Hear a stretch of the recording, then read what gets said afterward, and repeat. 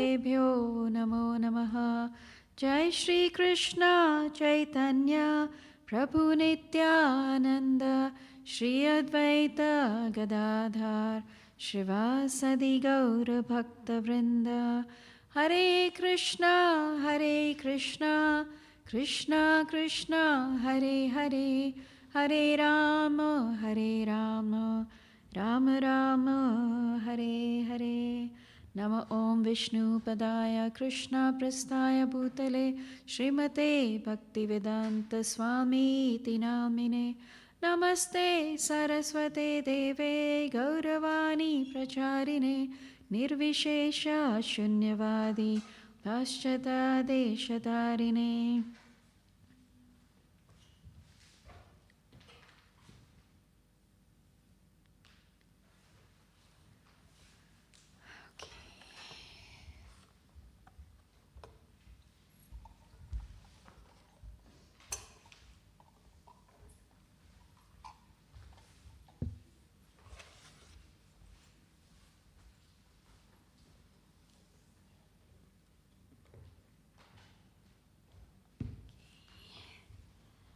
Okay, so today we are going to read from Bhagavad Gita, chapter 3, verse number 13.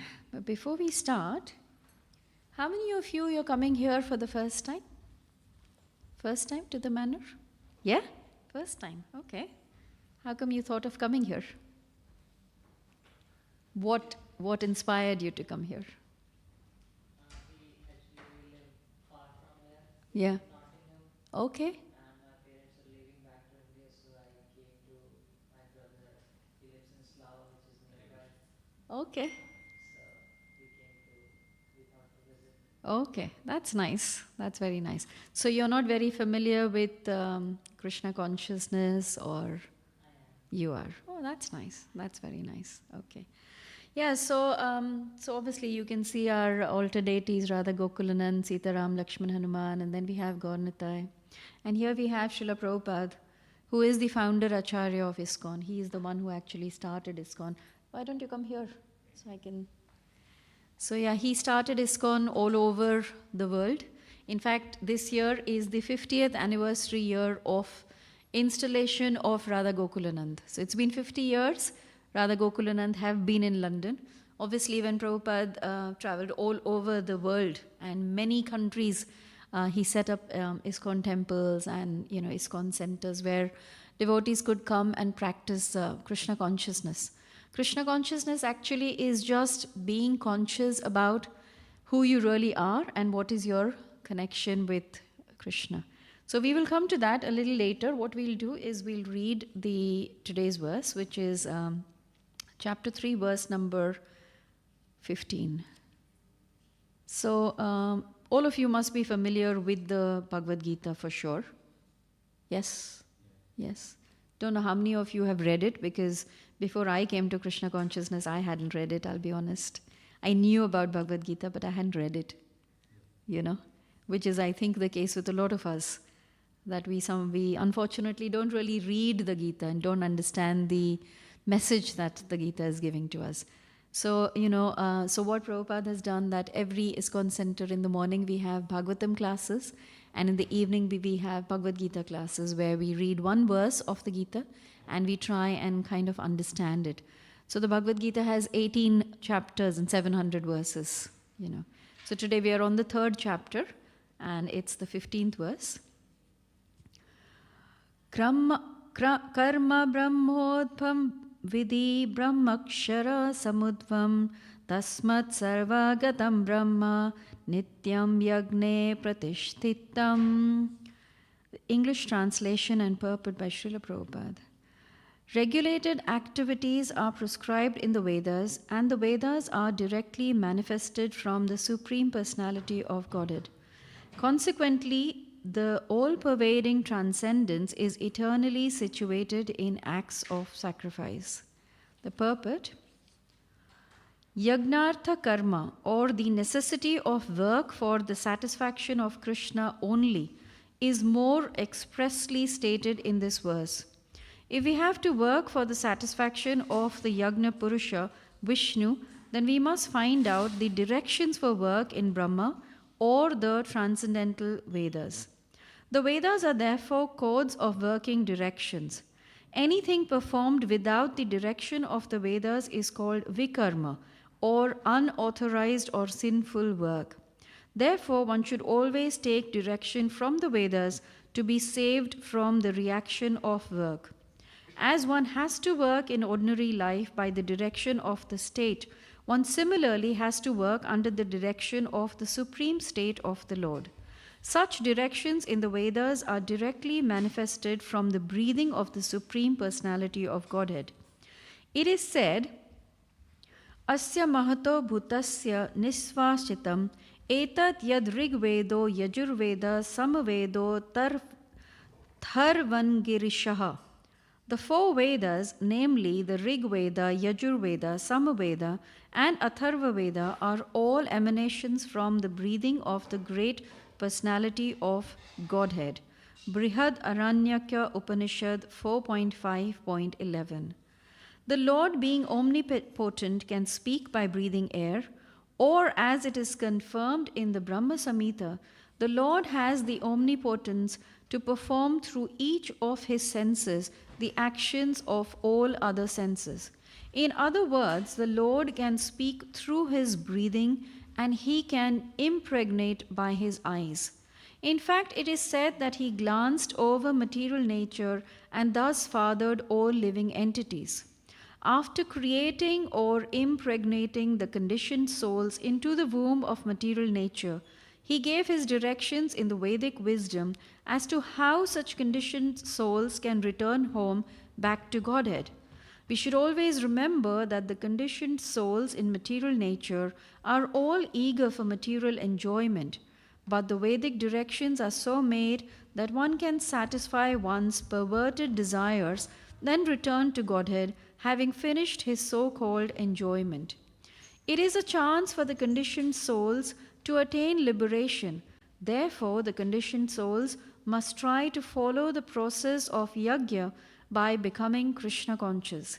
Even those who have not followed the Vedic injunctions may adopt the principles of Krishna consciousness, and that will take the place of performance of Vedic yajnas or karmas. So you see, many times in this particular purport also Prabhupada is explaining about Krishna consciousness and karma. So today we are talking on chapter 3 verse 15, but before that let's just have a little bit of a background of how Gita was spoken, and Krishna spoke the Gita on the battlefield of Kurukshetra. But how did the battle came about? Why are the Pandavas and Kauravas fighting against each other? And then what led Krishna to speak this eternal knowledge of the Bhagavad Gita? So we'll look a little bit at that. So most of you, I can see you must be aware of the Mahabharata, and you know what happened in the Mahabharata, where the Kauravas are trying to take everything away from their cousins, the Pandavas. Right? Now, the Pandavas actually are the rightful heirs of the kingdom of Hastinapur, but the Kauravas don't want to give them anything. Right? In fact, when Krishna goes as a messenger to the court of Dhritarashtra and Duryodhan to offer that, the Pandavas do not want a fight. If you give them even 5 villages, they will be happy, so that we can avoid this battle, this war. Nobody wants a war. As far as possible, everybody wants to avoid it. However, Duryodhan said that he would not give the Pandavas even that much place as is on the tip of a needle. These were the words of Duryodhan. So then finally, to establish dharma, to establish what is actually right, this war then had to happen. Right? So now we are on the battlefield of Kurukshetra, and on one side you have this huge army of the Kauravas, because Krishna said to Duryodhan and to the Pandavas, you choose between either I give you all my army or I come with you. You choose what you want. And obviously Duryodhan chose the army, because he thought that if he has this huge army of Krishna, then he will be undefeated, not knowing that success is only with people who have Krishna with them, you know. So Krishna was on the side of Pandavas, and in fact he said that he would become the charioteer for Arjuna, right? So he becomes the chariot driver for Arjuna. And then when you're on this battlefield and Arjuna sees all these people, he asks Krishna, he says, please take my chariot in between the battlefield, because I want to see who has come to fight with me. You know, I want to see who is on the side of the Kauravas. And then when Krishna takes the chariot there and Arjuna sees, and what does he see? He sees all his relatives. He sees his cousins, his teacher, his grandfather, because Bhishma was on that side. His teacher Dronacharya was on the side of the Kauravas. So he sees all these people willing to fight with him. And at that time, Arjuna loses all composure. Because imagine if you have to fight with your own relatives, your own blood, you have to kill people in order to get what? A kingdom. You know, so Arjuna says, what is the point of such a kingdom, which is on the, you know, which I will gain by shedding the blood of my own relatives, of my own family? You know, what is the point of that? I am definitely not going to be able to enjoy such a kingdom, you know, so I don't want it. I would rather go to a jungle and stay there, you know, by begging alms, and I will live and I will survive. But then Krishna explains to Arjuna, and this now, so from chapter 2, before that, it is Arjuna asking all kinds of questions and showing his doubts and, you know, his misgivings, why I should be doing this. And then from chapter 2, actually, Krishna starts speaking to Arjuna. So what Bhagavad Gita is, Geet means a song. So this is Krishna's song, this is Krishna's conversation. And that is why studying the Bhagavad Gita, understanding it, and then applying it in our lives is so important, because this is actually Krishna speaking. One may say that, but he was speaking to Arjuna on the battlefield of Kurukshetra, and here we are after so many thousands of years. Is the subject matter still related to us? You will be surprised to know that the Bhagavad Gita is actually a guidebook of how you can lead your life. And when we say lead your life in the way that God wants you to lead your life, in the way that Krishna wants you to lead your life. And in the purport, actually, Prabhupada starts by saying that when we live in a country, when we live in a state, wherever we are, we follow the rules of that particular state, right? Like, you know, we are in England, and we have a particular side of driving the car, and we will follow that. When we go to the US, it's a different side. Now, if you say just because in my country this rule applies, that in India or in England, this is the way I drive my car, so I'm going to do that here also, that will not be accepted. So wherever you are, you follow the rules of that state. Krishna has given us as human beings some rules and regulations that we need to follow. And unfortunately, when we don't follow that, then we go through a lot of problems in life. And that is what the Bhagavad Gita is talking about. And particularly this chapter is called Karma Yoga. Now, everybody has heard the term karma. Very commonly used these days, actually. You know, so commonly used that sometimes we forget the actual essence of the word karma. So we're talking about karma as in, karma can mean so many things. It's like a verb, which means it's activities. We also use karma saying that what goes around comes around. So we use karma in so many different ways. And here Krishna is also talking about the same thing, that, you know, it depends on what activities you perform. Based on that, you will get your results, right? So let me just get this verse open again. Yeah. I just opened the page and it's exactly on that page.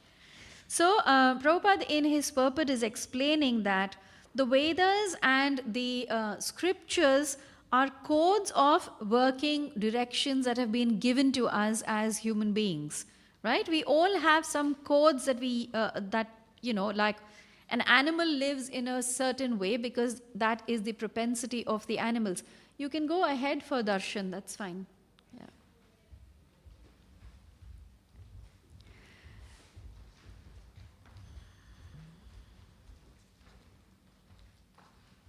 So we will see that, animals have got a certain propensity, so they will behave in a certain manner because that is their inherent nature, right? And you cannot control what the animal does. Why? Because the animal doesn't have any intelligence.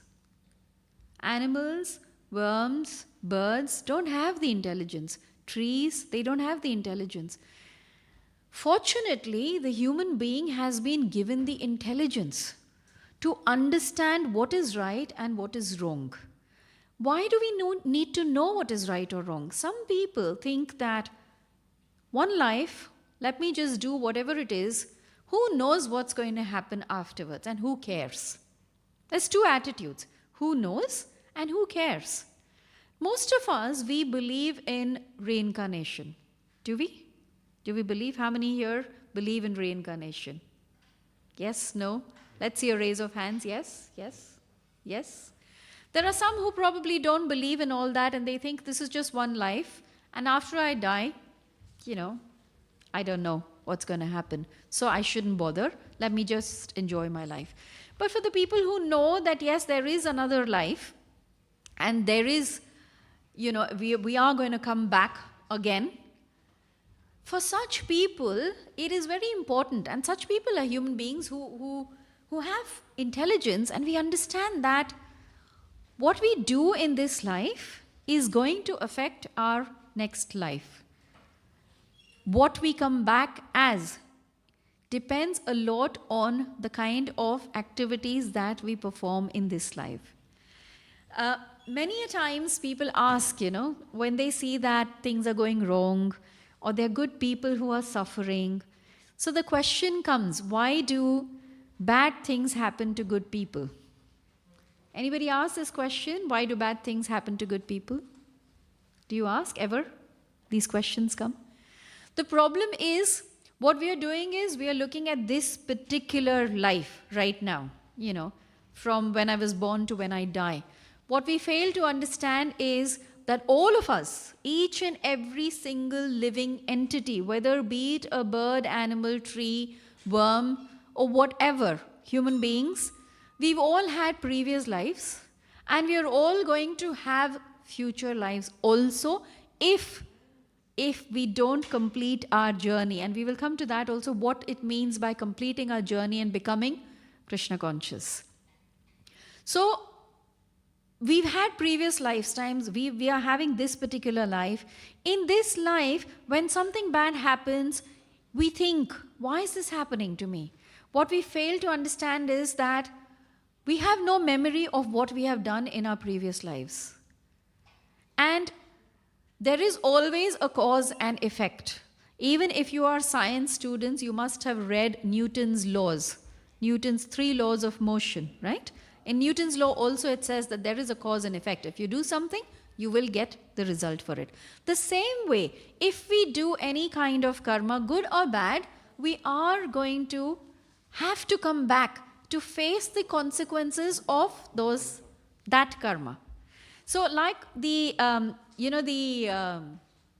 for best understanding and remembrance, and this is something that I speak in most of my lectures when I talk about this, I give the analogy of the number 8. Everybody, the number 8, you think of it, yeah? It doesn't have a beginning or an end, right? There's no beginning or an end. So let's say based on our karma, we are right now on the Earth planet. And let's look at the number 8, where the middle part of the number 8 is our Earth planet. Let's take that as an analogy. So I'm here now and I perform some good activities. Based on my good activities, I will be elevated to the heavenly planets, right? As soon as my quota of good activities is over, I will again be sent back, either Earth or probably hellish planets. Let's say I'm on Earth, I perform some bad activities. I might have to go back to hellish planets. Now, like the number 8, this samsara of birth, old age, disease, and death is continuous. It is a cycle that is very difficult to break out of. You are caught in this cycle. Unless you understand your true nature, you will not be able to come out of this cycle. Now, what is your true nature? How many of you have ever asked this question? Who am I? Why am I here? What is my goal in this human form of life? Does it just end when I die, or is there more to it? Anybody ask these kind of questions? Anybody? Nobody? It's not strange at all, because a lot of people go through the motions of life, living day by day, because that's what we've seen our parents do, that's what we've seen society do.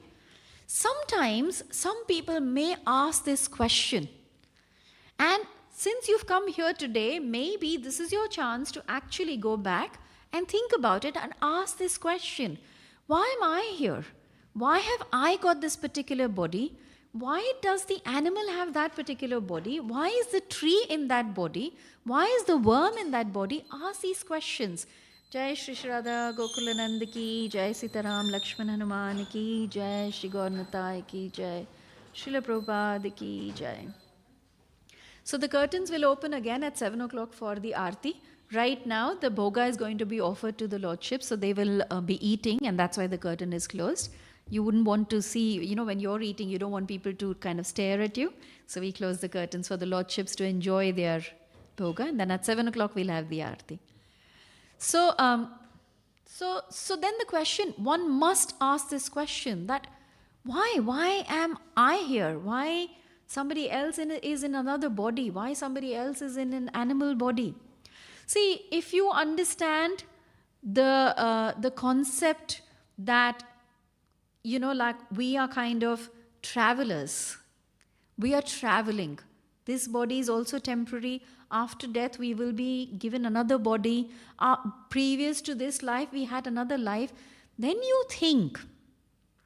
you also think, when you were a child. Now, how many of you would remember some activities from either when you were young or when you were a teenager or, something? I'm sure most of you will remember things. Am I right in saying that?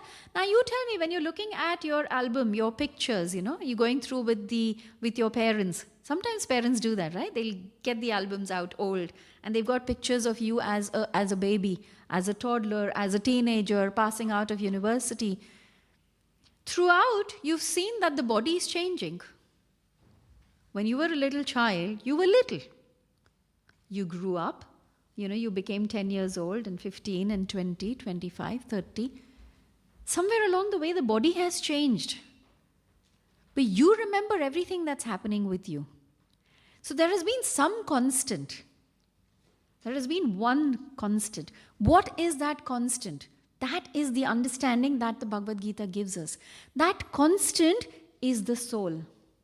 When we talk about my finger, my body, my head, you're not saying I body. It's my. Who is this my? We don't stop to think, who is this my? Because when we look in the mirror, we identify ourselves as the reflection that we see in the mirror. That is this particular body. However, at death, the body still remains. What is it that's gone then? Exactly. So we have to understand that I am actually not this body, I am this soul that has been given this particular body.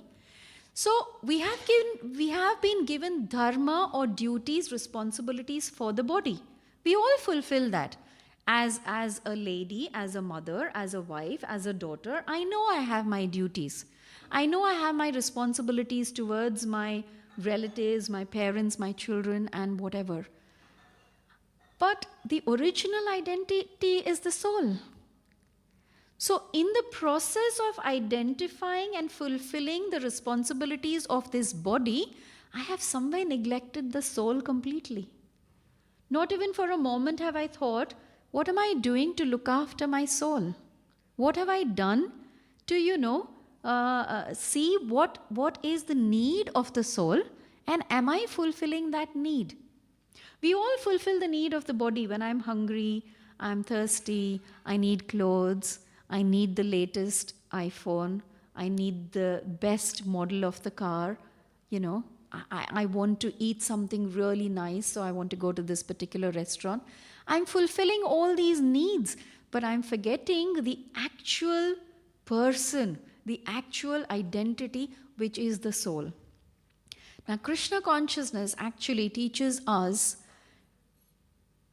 how can we understand the need of the soul, and how do we then fulfill the need of the soul.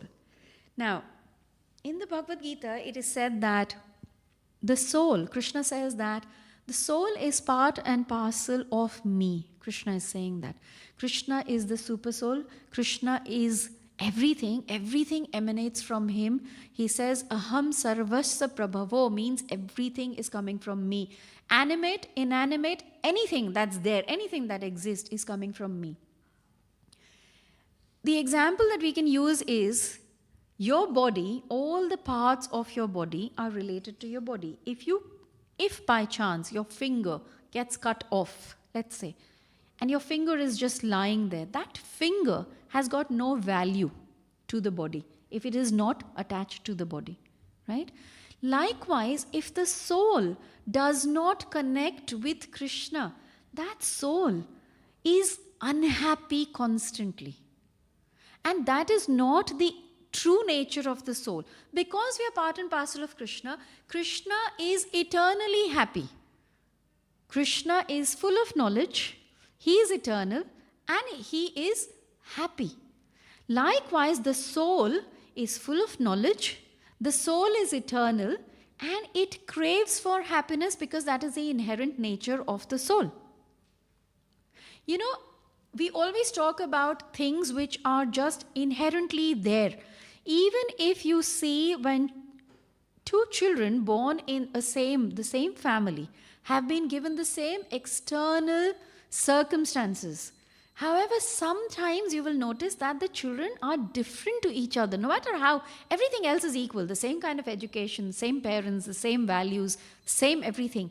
But still something changes. And what is that? That is the inherent nature that comes through.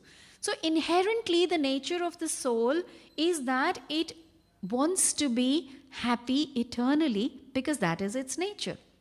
Now what we are trying to do in this particular world is we are trying to look for that happiness. Am I right in saying that all of us are looking for happiness? Nobody on purpose looks for sorrow. Would I be right in saying that? Yes, sorrow comes, like how even happiness comes. But we are looking, we are striving, we are actually putting the effort, we are endeavoring to be happy, right? Because that is the eternal nature of the soul.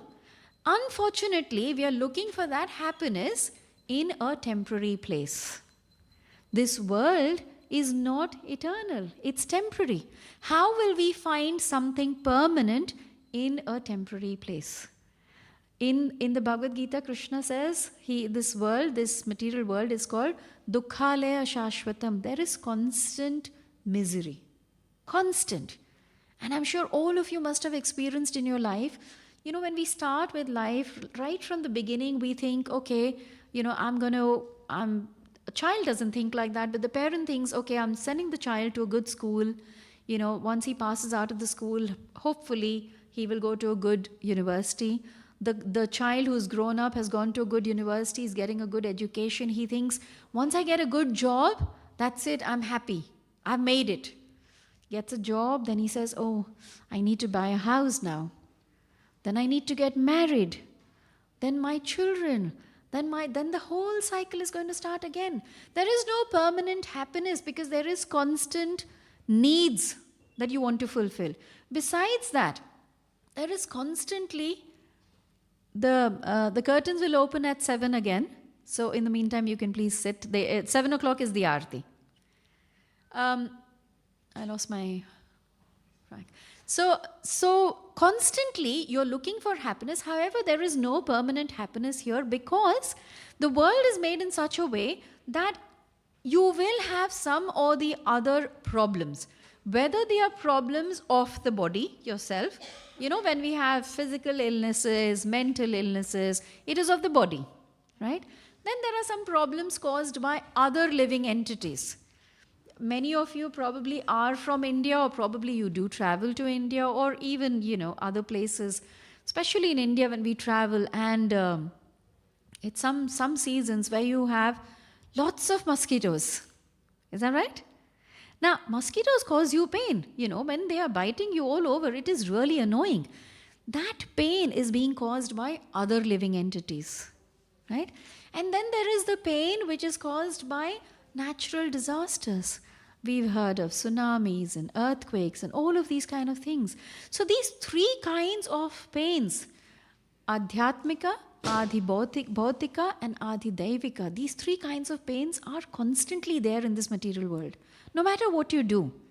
So the whole point what Bhagavad Gita is trying to explain to us is that because this world is temporary, you cannot find permanent happiness here. It is not natural. It is not natural. But then the soul seeks eternal happiness because that is natural to the soul. And thus you have to connect to Krishna. You have to find your lost connection to Krishna. All of us are children of Krishna. Krishna says, I am the seed-giving father for every living entity. Everybody. He does not have any bias. He says, I am equal to everybody. The only thing is that we have to turn towards him. Like the sun when it rises, right? The sun is giving sunlight to everybody who is in that area. If I go and hide in a mountain cave and I say that I'm not getting any sunlight, that's my problem. It is not the problem of the sun or the sunlight. Like that, Krishna is equal to everybody. He is waiting for all of us to turn towards him and go back home where we actually belong. We don't belong in this material world. This is not the place for us. And because we don't belong here, we cannot be happy here. And so in this today's verse also, we read from the purport, and it says, Prabhupada says that, let me get that verse statement.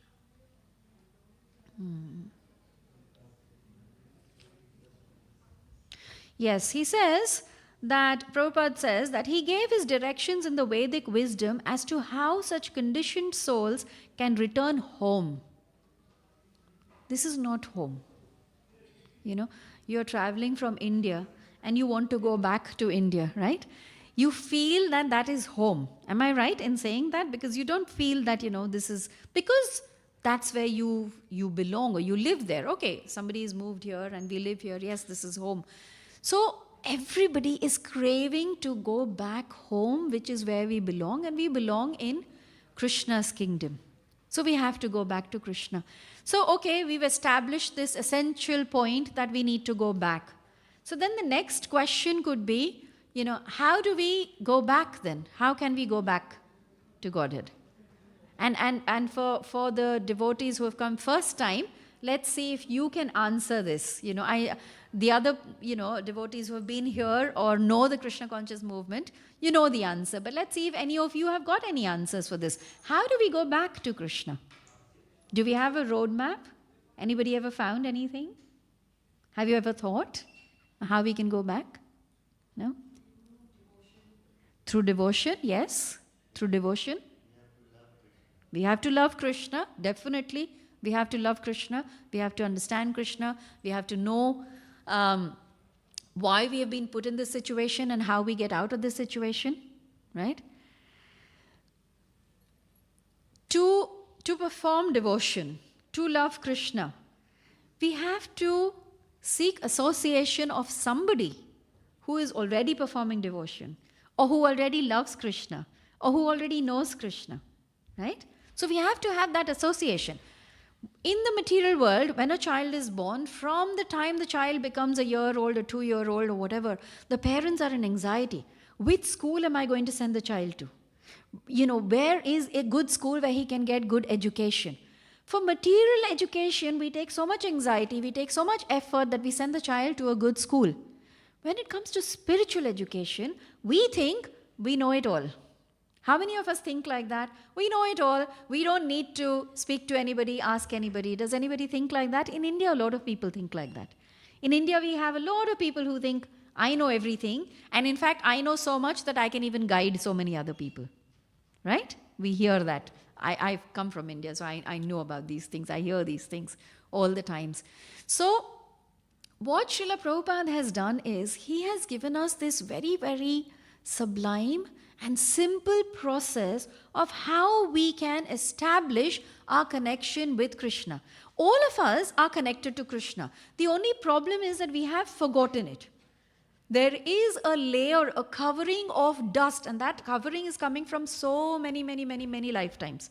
So all we have to do is, when a mirror is covered by dust, you cannot see your reflection.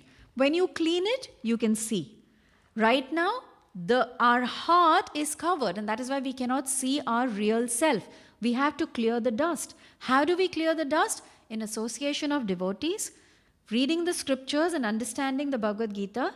But the easiest way that has been given to all of us in Kali Yuga is by chanting the holy name of the Lord. Anybody heard about this, chanting the holy name? Chanting the Maha Mantra. There are various mantras in our Vedic scriptures. The Bhagavad Gita, like I said, has got 700 shlokas, beautiful shlokas. And if you can memorize them and recite them, great. Unfortunately, in Kali Yuga, and this is coming from the scriptures, I am not saying it, it says that in Kali Yuga, man is of less intelligence and very less memory and also short lifespan. In the other yuga, human beings used to live for many lifetimes. If you've seen Mahabharata and Ramayana, and people are performing austerities for hundreds and hundreds of years, right? We can't think of doing that. So in different yugas, different austerities or different sacrifices were recommended, that one could perform austerities, one could perform various kind of temple worship, or one could do various things to come to this stage of self-realization. However, in the Kali Yuga, because of all these limitations, we don't even have enough money to perform yajnas properly. You know, if you have to actually perform a yajna, the amount of money you have to spend on bringing all these things. How many of you heard of the Ashwamedha Yajna? Ashwamedha Yajna? Coming from Indian background, many of you must have heard, if not, but in the Mahabharata, Ashwamedha Yajna is performed by a king to show his supremacy on all the surrounding kingdoms as well. And that yajna takes so much of money. We don't have that kind of facilities in Kali Yuga. So we have been given this very easy way of connecting to Krishna, and the easy way is to chant the holy name of Krishna. And if you are coming here for the first time, and if you don't know how to chant the holy name, it is very simple, and we can all of us do that right now actually. Also, when you're chanting in front of the lordships, when you raise your hand, raising your hand is a sign of surrender to Krishna. Krishna, I am yours. You know, like that. So let us all just chant this Maha Mantra once. Let us raise our hands and chant the Maha Mantra.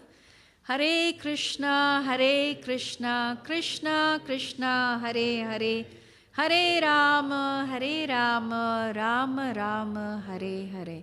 Now you tell me, was this difficult at all? Not difficult? There is no qualification needed. There is no age barrier. There is no, you don't have to be rich or poor, or you don't have to be educated. You don't have to have a scholarship. You don't need anything. You don't need anything. You just start chanting. You don't even need to actually, at that moment when you start chanting, if you say, but I don't really know Krishna or understand Krishna or love Krishna, it's okay. And you know why it is okay? Because Krishna says, I have put all my energy, all my potency, everything in the holy name. The holy name is non-different to Krishna.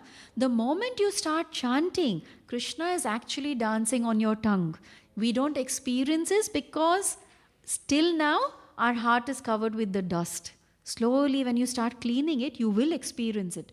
But it says that if I tell you that, it's such a beautiful process and this is great and that is great, I can only share my experience. You have to experience it. I might tell you that this kheer that I'm having is the most wonderful kheer that I've ever tasted. It is amazing, but I can only tell you that. Unless you taste the kheer, you are just going to take my word for it. Some may believe it, some may not. They may think, for you it may be, for me it isn't. But this process is for everybody. And you just have to start chanting the holy name, and you will then experience the bliss that comes with chanting the holy name. And slowly you will start understanding Krishna, you will start loving Krishna, and you will start understanding the scriptures, what he has given to us, why the instructions are there, why we need to follow this dharma. All of it will become clear slowly. Slowly. And that is why this chapter, Karma Yoga, is talking about these various kinds of karmas, because, like I said, we are caught in the cycle of birth, old age, disease, and death. So it is like a prison house. We've been put in this prison house, and we have to find a way of getting out of this prison house. If we don't understand karma and yoga, yoga is to join with Krishna. So what Krishna is saying is, perform those activities which will connect you to me.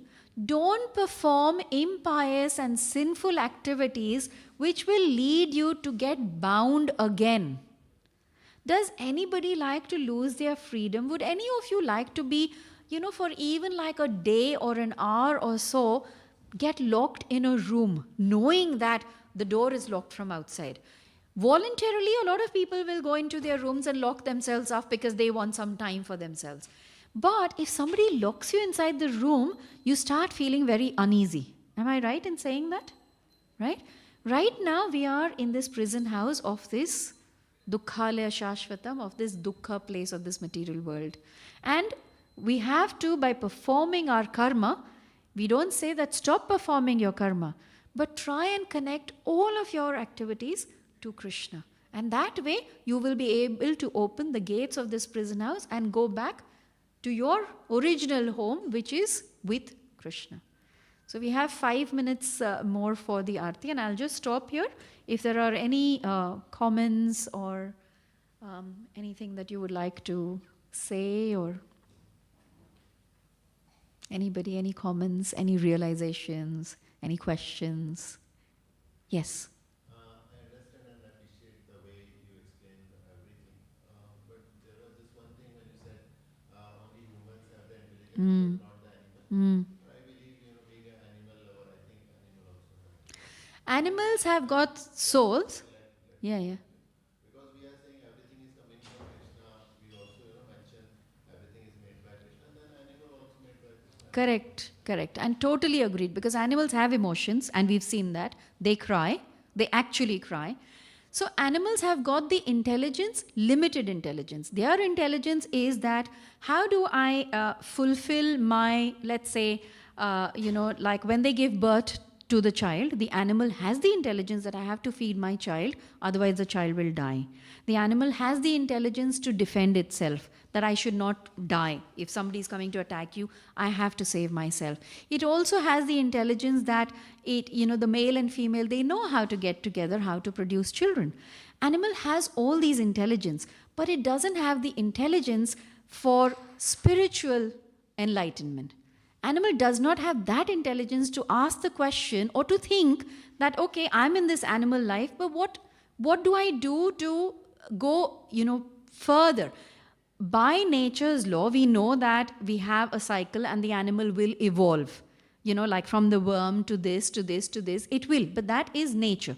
That is not based on the karma of the animal. And that is why if you read the scriptures, it says that any karma that an animal performs, he does not get any good or bad results for it, because he doesn't have that intelligence. He performs all his karmas because of his inherent nature. A tiger will kill another animal because that is the inherent nature of the tiger. It doesn't use the intelligence that is this good or bad. So that intelligence animal doesn't have. Of course, animal has all the other intelligence. And that is why we in Krishna consciousness, we talk about that the soul belongs everywhere, even in the tree, even in a little worm, even in the animals. And that is why we should not harm any living entity, because they all have emotions. They have that kind of intelligence, definitely, but not spiritual intelligence like that. That is the difference. Okay. If that is all, then, because there's just a couple minutes more for the curtains to open, and you will have darshan then of Shri Shri Radha Gokulanand. Thank you very much. Hare Krishna. Hare Krishna. Thank you. Srila Prabhupada ki jai, Bhagavad Gita ki jai.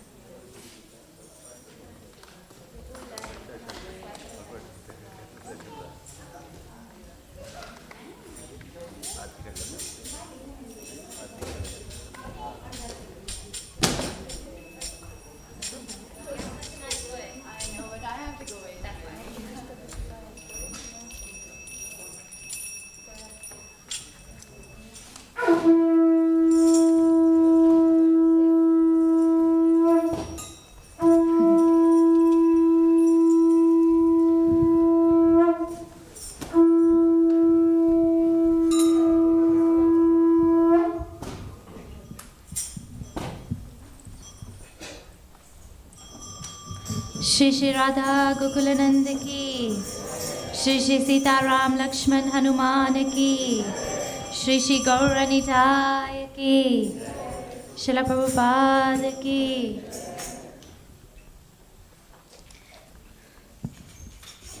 Jaya Jaya Gaurachandir Arati ka Shobha.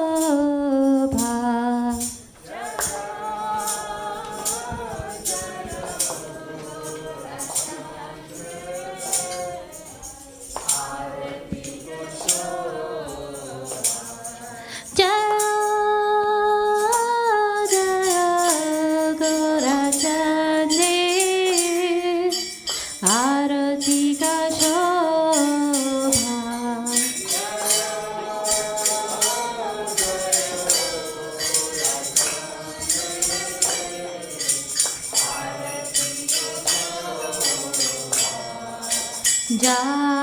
Janvi तत्वाने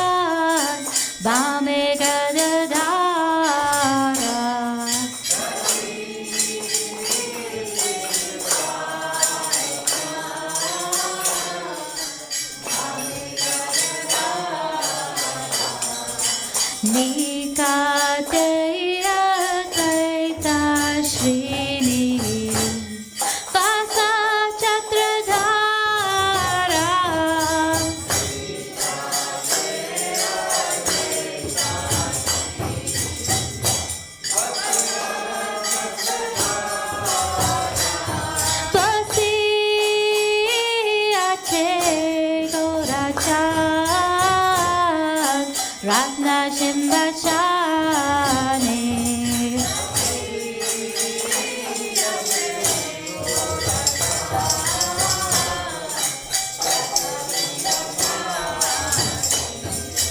Arati Korena Brahma Adi Devagane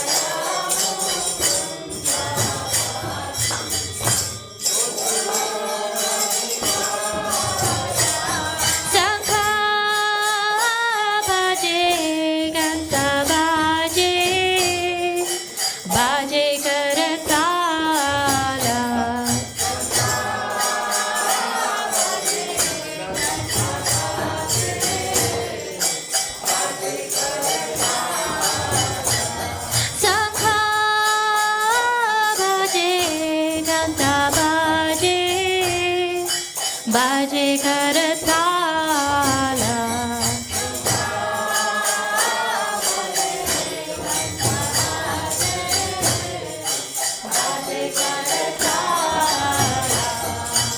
माधुरा mridanga बाजे परामरसाला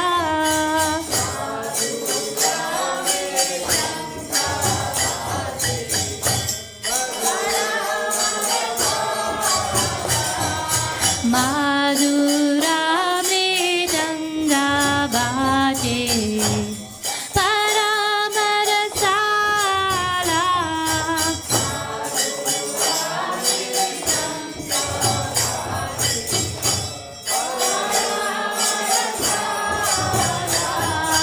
शंख बाजे घंटा बाजे माधु माधु माधुर बाजे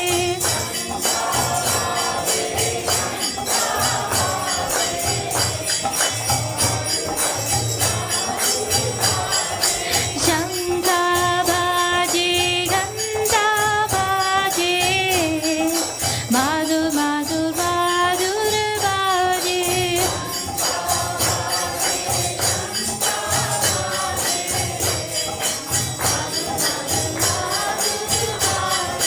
माधुर माधुर माधुर बाजे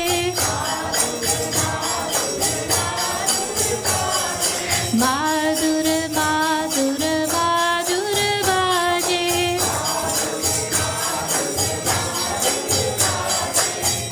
नित्य गौर हरि बोल हरि बोल हरि बोल नित्य गौर हरि बोल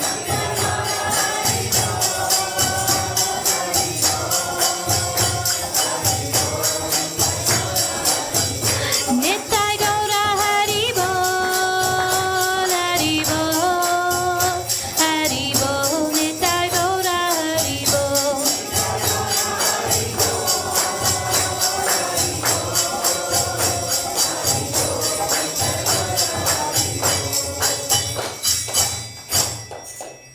बाहु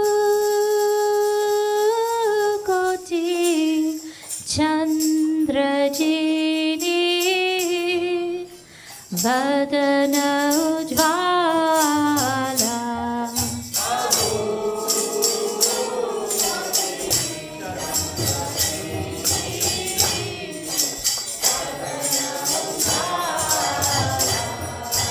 गाला जैसे बना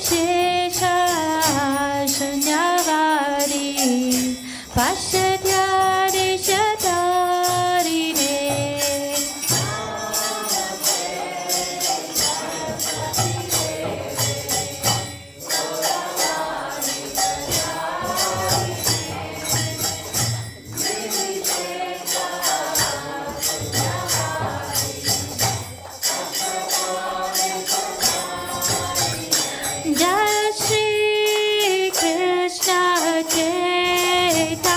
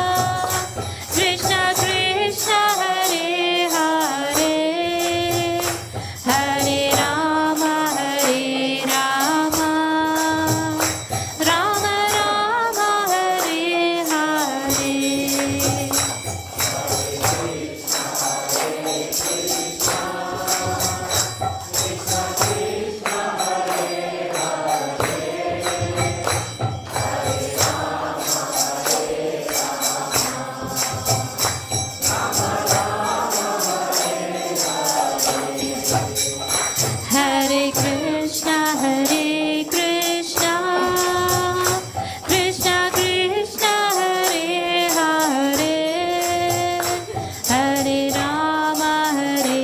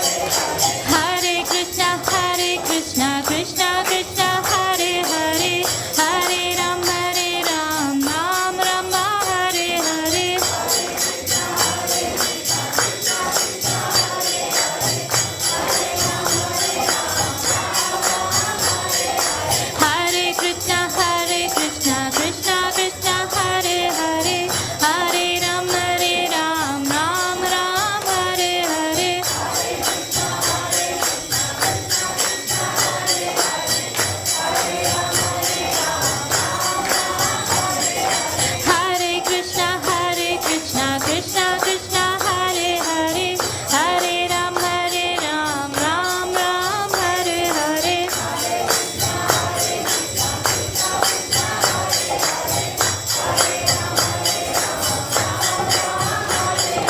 Hare Krishna Krishna Krishna Hare Hare Hare Ram Ram Hare Hare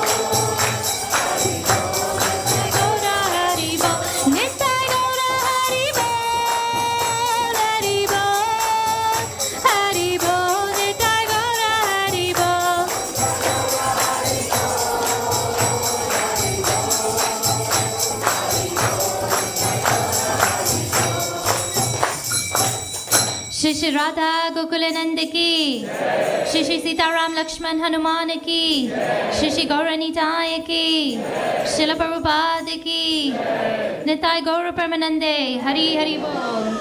If everyone would like to take a seat, we'll just sing a short prayer to Lord Nishingadev now. Play the current album. What are you gonna play?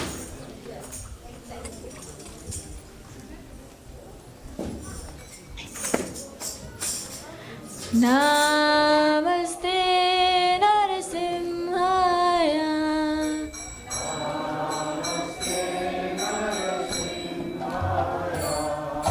Namaste Narasimhaya.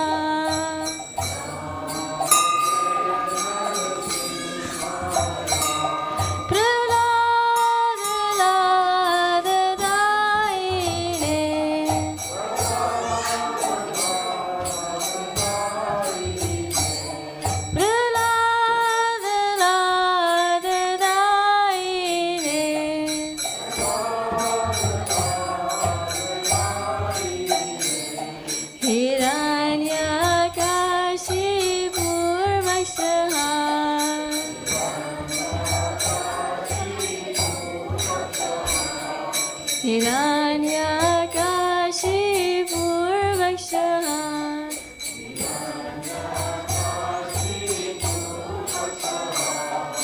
Shilatan kana kalaye.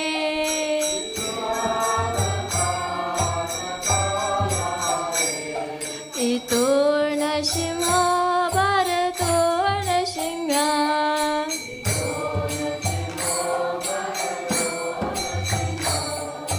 Yato yato yamitator na shimha.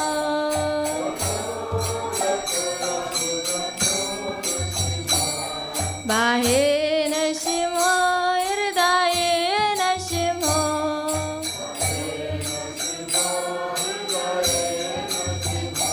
Narasimhamadev Sharanam Prapade.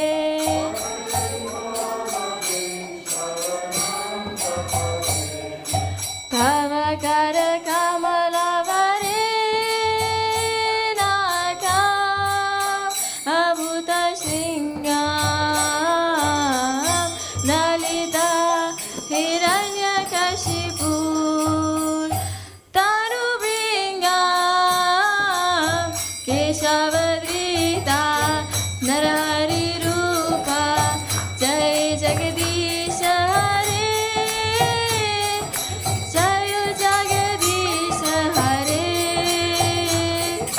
Jai Jagadish Hare.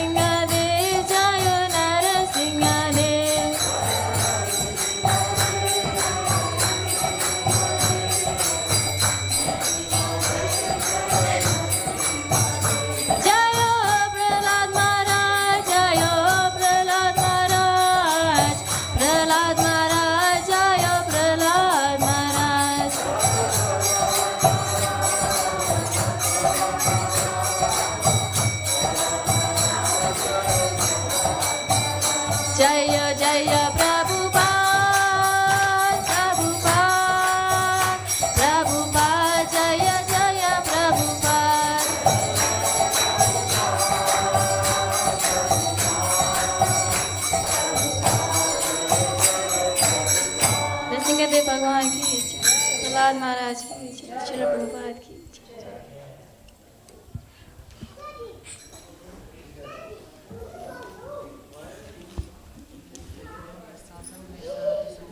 Oh, wait, what?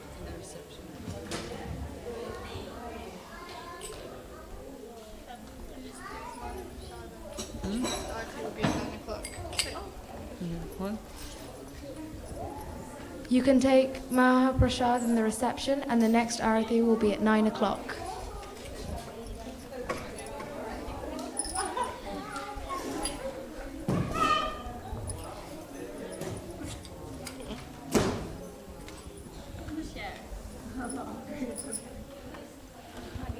We can continue singing.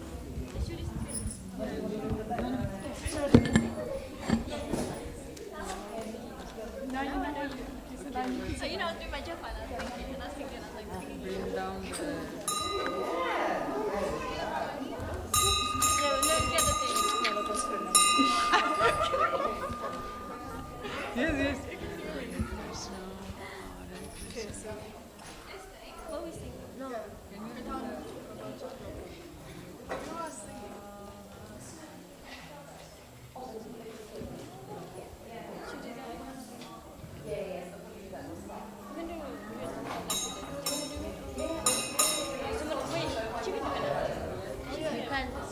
You can do Kirtan. What? You need to try. You cannot what? Copy. How about you play some of the money and then she sings? Yeah. You do the Kirtan, and I'll do the phone. Actually, no, one is good. Oh, this is good. Everything we're saying. What? It's really loud. Speaking up here.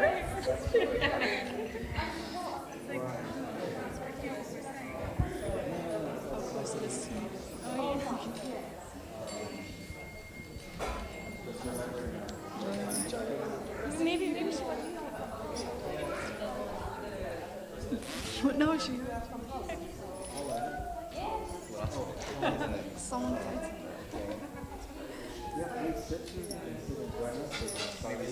To unscrew it. Yeah. Which way is it?